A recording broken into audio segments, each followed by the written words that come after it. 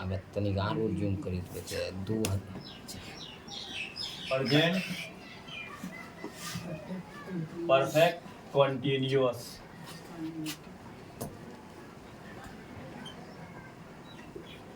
कल बताए थे ना, इसका हम पहचान बताए थे।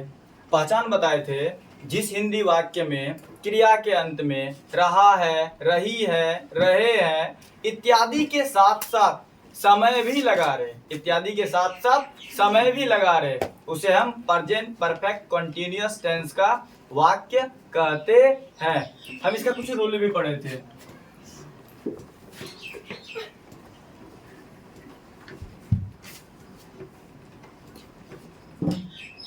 आइडेंटिफिकेशन, पहचान।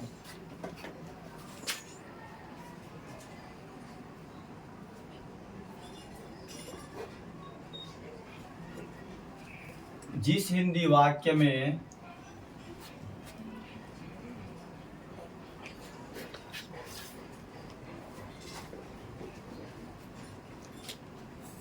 क्रिया के अंत में रहा है, रही है, रहे हैं इत्यादि के साथ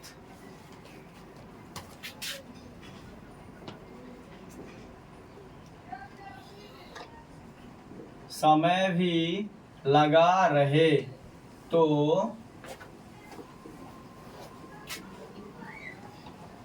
ऐसे वाक्य को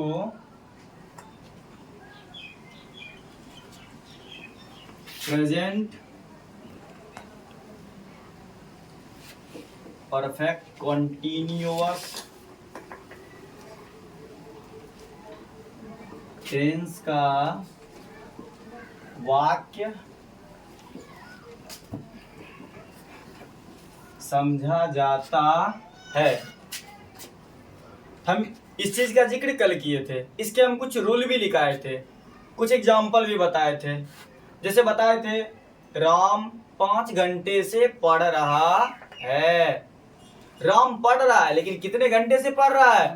5 घंटे से पढ़ रहा है। सीता नाच रही है, कितने देर से नाच रही है? सीता 1 घंटे से नाच रही है। मैं पिछले 2 घंटे से पढ़ रहा हूं। इसमें देखिए 2 चीज आता है। सबसे पहली बात, इसको अगर समझना है ना, ध्यान दीजिए, आप अगर प्रेजेंट इम्परफेक्ट, जिसका दूसरा नाम प्रेजेंट कंटीन्यूअस भी होता है, अगर आप उसको अच्छे तरीके से समझे होंगे, अगर आप उसको अच्छे तरीके से समझे होंगे तो इसको समझने में आपको थोड़ा सा भी देर नहीं लगेगा। अगर आप वो नहीं समझे होंगे तो ये आप नहीं समझ पाएंगे। इसीलिए देखिए, सीधी बात, present continuous plus present continuous plus time, plus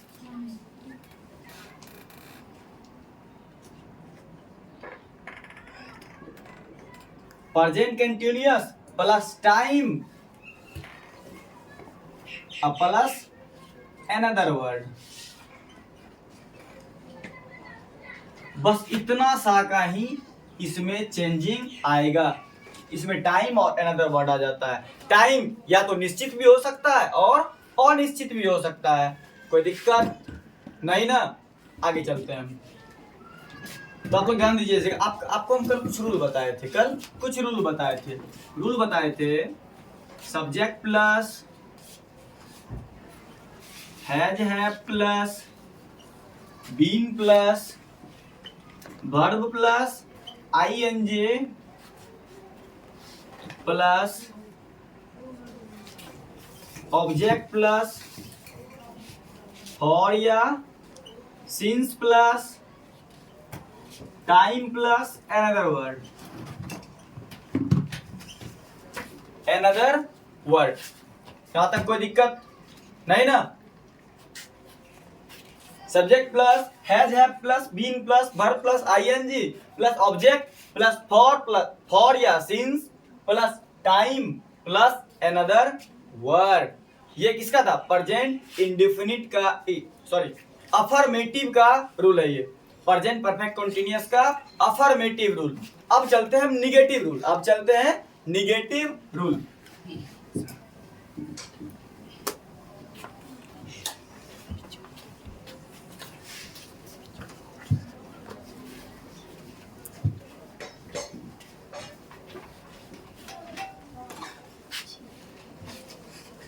चलिए हम सबसे पहले अफर्मेटिव प्रेजेंट परफेक्ट कंटीन्यूअस के अफर्मेटिव रूल के कुछ एग्जांपल्स देखते हैं, कुछ एग्जांपल्स देखते हैं। सबसे पहले रूल लिखते हैं, subject plus has have plus been plus verb plus ING plus object. यहाँ वर्ब प्लस आईएनजी क्यों लगा? क्योंकि आपको बताए थे कि आज तक कंफ्यूजन रहा है, किसी किसी बुक में V4 वर्ब का फॉर्म पढ़ेंगे ना, चाहे वो V1 हो, V2 हो, V3, V4, V5 सारा अपने जगह पे ठीक है, लेकिन V4 और V5 इस दोनों में एनी टाइम कंफ्यूजन हो जाता है। कंफ्यूजन क्या होता है? कहीं कहीं V4 में S लगा हुआ रहता है, लेकिन कहीं कहीं V4 में ING लगा हुआ रहता है। उसी तरह कहीं कहीं V5 में S लगा हुआ रहता है और कहीं कहीं V5 में ING लगा हुआ रहता है। इसीलिए हमने उसका कंफ्यूजन ही दूर कर दिया, सीधा किसी भी वर्ब के साथ ING लगेगा। किसमें? प्रेजेंट परफेक्ट कंटीन्यूअस टेंस के रूल में। अगर कोई वाक्य जैसे मैं 2 घंटे से लिखता आ रहा हूं, मैं 2 घंटे से लिखता आ रहा हूं, 2 घंटा। आई हैव बीन राइटिंग, देखिए I have been writing, I N G लग रहा है ना, I have been writing, object तो इसमें है नहीं। किसे लिख रहे हैं? अगर रहता पेन, मैं कलम से 2 घंटे से लिखता आ रहा हूं, I have been writing with pen for 2 hours, for 2 hours. आप बोलेगा सर आप फॉर का इस्तेमाल क्यों किए, फॉर का उपयोग क्यों किए, सिंस को क्यों नहीं? अभी हम आगे नहीं लिखे हैं, इसके आगे भी होगा। फॉर का प्रयोग क्यों किए, सिंस का क्यों नहीं? आपको हमने कल बताया था फॉर का प्रयोग अनिश्चित समय के लिए होगा, लेकिन सिंस का प्रयोग किसी निश्चित समय के लिए होगा। चलिए यहां तक आ गए हम। Subject plus has have plus been plus verb plus ING plus object. इसके बाद टाइम, ऑब्जेक्ट के बाद फॉर या सिंस होगा ना। जैसे देखिए I have been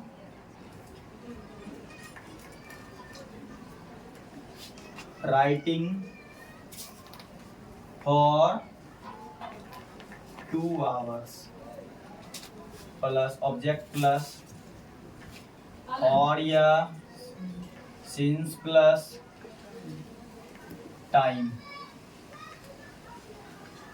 plus another word।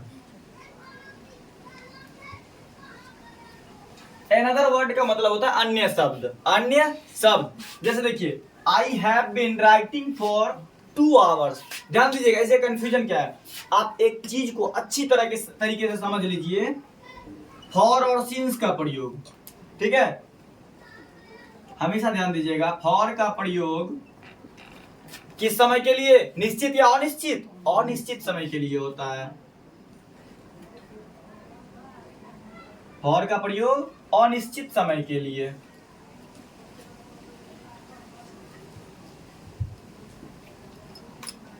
लेकिन सिंस का प्रयोग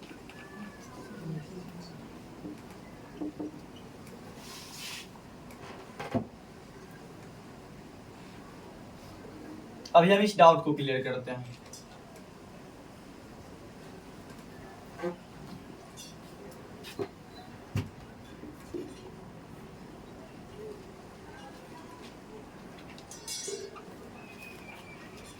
चलिए अभी हम क्या क्या देखिए। सबसे पहले अभी हम प्रेजेंट परफेक्ट कंटीन्यूअस में ज्यादा कुछ नहीं पढ़े हैं।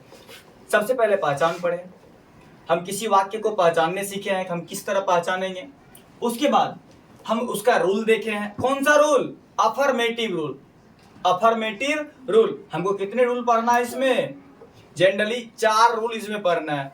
अफर्मेटिव, नेगेटिव, इंटेरोगेटिव और इंटेरोगेटिव नेगेटिव। ऐसे रूल 2 ही है, एक अफर्मेटिव दूसरा इंटेरोगेटिव।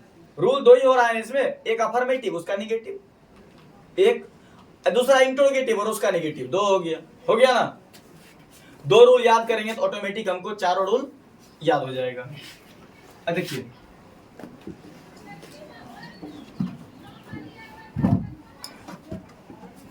कुछ और भी इसके रूल होते हैं। यहाँ देखिए बात रहा हैव और हैज का प्रयोग। हैज का प्रयोग थर्ड पर्सन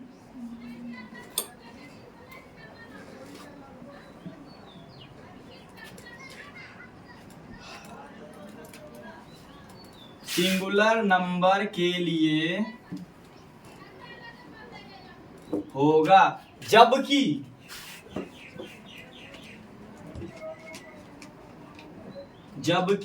हैव का प्रयोग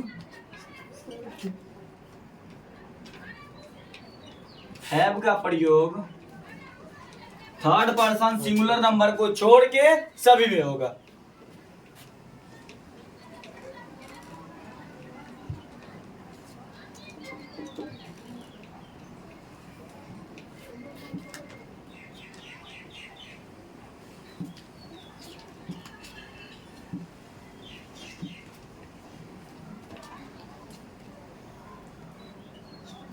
सभी में होगा क्या मतलब गाय भैंस में भी होगा? नहीं ना। सभी का मतलब हो गया कि अन्य, जैसे थर्ड पर्सन सिंगुलर नंबर को छोड़ के थर्ड पर्सन प्लूरल नंबर हो गया, second person singular number second person plural number, first person singular number first person plural number. अब ऐसा मत सोचिएगा सर बोले थर्ड पर्सन सिंगुलर नंबर को छोड़ के तो गाय भैंस गधा घोड़ा बकरी बिल्ली सांड सब में हो जाएगा। नहीं, वैसा नहीं है कुछ। ठीक है, यहाँ बात हो रहा है थर्ड पर्सन सिंगुलर नंबर का। देखिए आप एक चीज देखिए, शुरू से ही प्रेजेंट इंडेफिनिट में थर्ड पर्सन सिंगुलर नंबर में एस और यस का प्रयोग हो रहा था। जैसे निगेटिव रूल में गए उसमें डू और डज में डज का प्रयोग थर्ड पर्सन सिंगुलर नंबर में हो रहा है ना। उसी तरह से हम प्रेजेंट इम्परफेक्ट में आए, प्रेजेंट परफेक्ट में आ गए, हैव और हैज आया ना, तो हैज का प्रयोग थर्ड पर्सन सिंगुलर नंबर में हो रहा है और हैव का प्रयोग सभी में हो रहा है। उसी तरह से प्रेजेंट परफेक्ट कंटीन्यूअस की जब बारी आई तो थर्ड पर्सन सिंगुलर नंबर अपना अलग कैटेगरी मांग लिया ना। जैसे उसके लिए फिक्स है third person singular number has और हैव का प्रयोग होगा ही। समझ रहे हैं?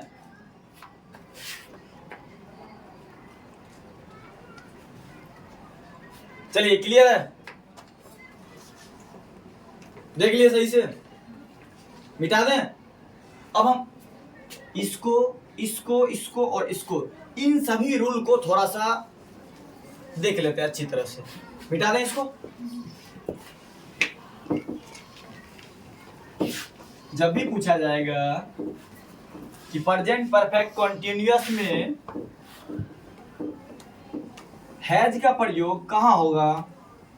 थर्ड पर्सन सिंगुलर नंबर में। हैव का प्रयोग कहाँ होगा? थर्ड पर्सन सिंगुलर नंबर को छोड़ के सभी में होगा।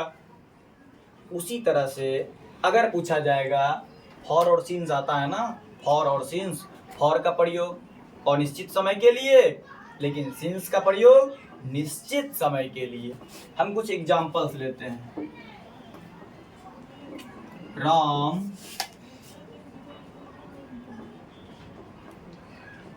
2 घंटे से खा रहा है। एक और चीज होता है, राम 2 घंटे से खाता आ रहा है। राम 2 घंटे से खाता आ रहा है, जबकि दोनों सेम है। सबसे पहले इसमें सब्जेक्ट कौन सा है? राम। राम कौन सा पर्सन, कौन सा number? Third person singular number. क्या राम के साथ हैव का प्रयोग करेंगे, इज का प्रयोग करेंगे? वो तो इसमें है ही नहीं। राम के साथ किस चीज का प्रयोग होगा, हैज का प्रयोग होगा। क्यों, क्योंकि ये थर्ड पर्सन सिंगुलर नंबर है। ये मत सोचिएगा राम भगवान है तो हम हैज का प्रयोग करेंगे, बाद बाकी में हैव का प्रयोग करेंगे, नहीं। राम हैज के बाद देखिए हैज लगेगा, उसके बाद बीन है ना, हम बस इसी रूल पे चलेंगे, अपने मन से कुछ नहीं लिखेंगे। राम हैज बीन, उसके बाद क्या है, वर्ब। अब ध्यान दीजिए मैन वर्ब कहाँ है, मैन वर्ब कौन सा है इसमें, खाना। काम क्या है, काम क्या हो रहा है, खाना। Ram has been eat, eat के साथ I N G. Ram has been eating, object तो नहीं है ना, नहीं दिया हुआ है, रोटी खा रहा है, दाल खा रहा है, नहीं ना, लपड़ थप्पड़ जूता चप्पल ईटा पत्थर कुछ भी नहीं खा रहा है, नहीं खा रहा है। जब ये सब चीज नहीं खा, ऑब्जेक्ट मतलब इसका मतलब कहने का मतलब है ऑब्जेक्ट नहीं दिया हुआ है। ऑब्जेक्ट जब नहीं दिया हुआ है इसको छोड़ देंगे, बोल देंगे आराम करो। उसके बाद ईटिंग। अब आप लोग बताइए फॉर होगा या सिंस होगा, क्योंकि यहाँ दिया हुआ है 2 घंटा। 2 घंटा कभी भी हो सकता है, कोई निश्चित समय है नहीं है। तो अनिश्चित समय के लिए, अगर यहाँ अनिश्चित समय आ रहा है तो अनिश्चित समय के लिए हम अभी तुरंत बताए थे, जस्ट थोड़ा देर पहले फॉर का प्रयोग होगा। Ram has been eating for 2 hours, for 2 hours. अब चलते हैं एक निश्चित, ध्यान दीजिए। तुम सुबह 4 बजे से पढ़ रहे हो।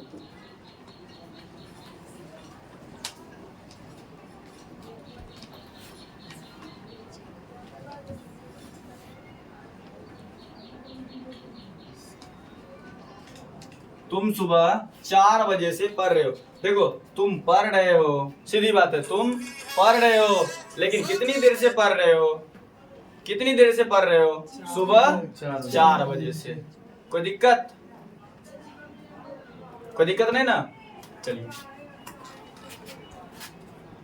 तुम कौन सा पर्सन है, तुम सेकेंड पर्सन। यू के साथ कौन सा लगेगा, हैज या हैव। क्यों, क्योंकि थर्ड पर्सन सिंगुलर नंबर नहीं है। यू हैव बीन लगेगा ना, कौन सा बीन, बजाने वाला नहीं। यू हैव बीन कौन सा काम कर रहा है, पढ़ रहा है। You have been reading. देखिए हमको बस एकदम रूल पे चलते रहना, एकदम हमको रूल पे चलना, उससे थोड़ा सा भी नहीं भटकना।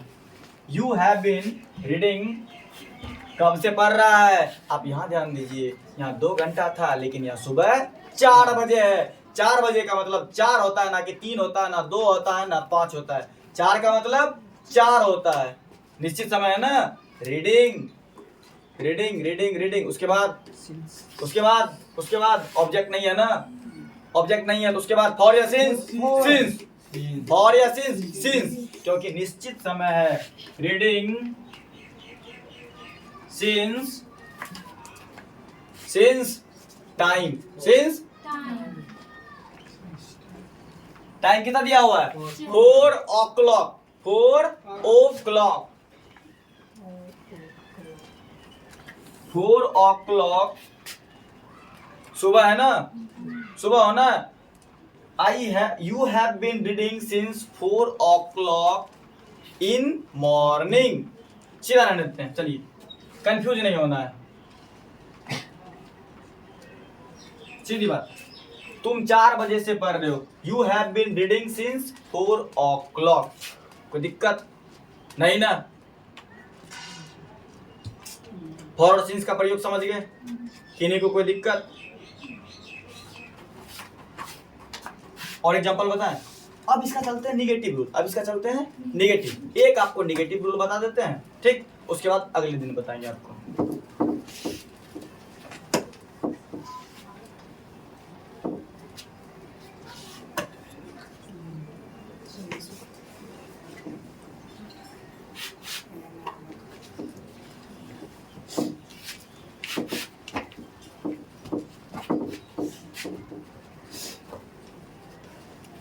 और हाँ, अगर आपको टेंस अच्छे तरीके से समझना है इंग्लिश अच्छे तरीके से आपको पढ़ना है तो आपको मेहनत करना पड़ेगा, सारे रूल्स को देखना पड़ेगा, और जितना एक्स्ट्रा पढ़ने की कोई ज़रूरत नहीं, जितना मैं बता रहा हूँ उतना आपको वर्क करना पड़ेगा। और जो लोग सोचते हैं इंग्लिश कंपलसरी नहीं है, 10th में इंग्लिश का नंबर टोटल में ऐड नहीं होता है। जिनके भी मन में ऐसी भावना है तो आप सबसे पहली बात उस भावना को हटा दीजिए, क्योंकि आपके शरीर का कोई भी एक अंग अगर प्रभावित रहा तो आप पूरी तरह से प्रभावित रहेंगे। अब मान लीजिए पैर का छोटा वाला उंगली, उसका क्या काम, ज़्यादा काम नहीं होता है, मान लो उसी में अगर लकवा मार दिया, पैरालिसिस मार दिया तो पूरा शरीर प्रभावित रहेगा ना। और हाँ, बात रही इंग्लिश की तो आप ध्यान दीजिएगा, मैट्रिक बोला जाता है, matric is a part of life not whole life. Matric is a part of life not whole life. Matric जिंदगी का एक पार्ट है, पूरा जिंदगी नहीं है। और याद रखिएगा, जिंदगी का मैट्रिक और शर्ट का पहला बटन अगर खराब हो गया तो सब चीज खराब होगा लास्ट तक। आप शर्ट का पहला बटन सिर्फ खराब लगा लीजिए, पहला बटन लगाने का इसमें लगा लीजिए, नीचे पूरा बटन खराब हो जाएगा। और आप जिंदगी में अगर मैट्रिक आपका खराब हो गया तो आगे चल के सब कुछ खराब हो जाएगा।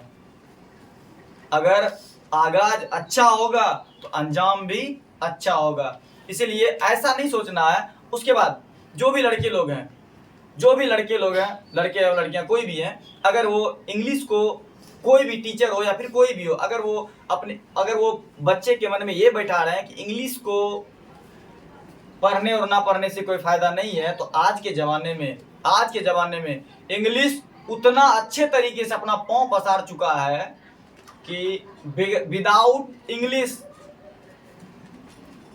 आप 70% काम नहीं कर सकते हैं। 100% में 70% इंग्लिश का यूज हो रहा है अभी।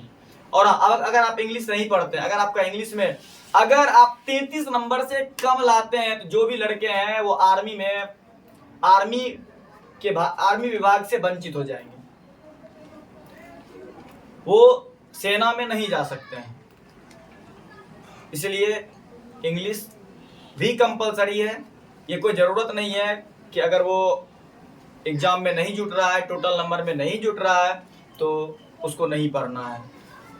और सरकार को भी सोचना चाहिए कि इंग्लिश मतलब पूरी क्षेत्र में इंग्लिश, हर चीज़ इंग्लिश का ही हो रहा है। लेकिन बिहार की दयनीय स्थिति है कि इंग्लिश को ही साइड कर दिया गया है। और हाँ, जो आपको बताते हैं कि इंग्लिश मत पढ़ो, सबसे पहले आप उनसे मत पढ़िए, सबसे पहले उनसे मत पढ़िए। और आज बताते हैं, शिक्षा को धंधा बना दिया गया है। शिक्षा को कोई भी टीचर, शिक्षा को अभी 50% टीचर है जो कि पढ़ाई को बिजनेस बना दिए हैं। इसलिए अगर आपको कुछ करना है तो आपको पढ़ना पड़ेगा, और हर सब्जेक्ट आपको पढ़ना पड़ेगा। अगर आप अच्छे विद्यार्थी का पहचान होता है हर सब्जेक्ट को बारीकी से पढ़ना, हर सब्जेक्ट को ध्यान से पढ़ना। ये कभी नहीं सोचना है कि इंग्लिश उसमें नहीं जुटता है। अरे इंग्लिश मैट्रिक के मार्कशीट में नहीं जुटेगा, पर आपके जिंदगी का बहुत बड़ा हिस्सा बन के रह जाएगा वो। इसीलिए किसी चीज़ को नज़रअंदाज नहीं करना। इंग्लिश मार्कशीट में कंपलसरी, लेकिन आपके लाइफ में बहुत ज़्यादा कंपलसरी है। ठीक है, आज इतना रहने देते हैं, अगले दिन देखेंगे।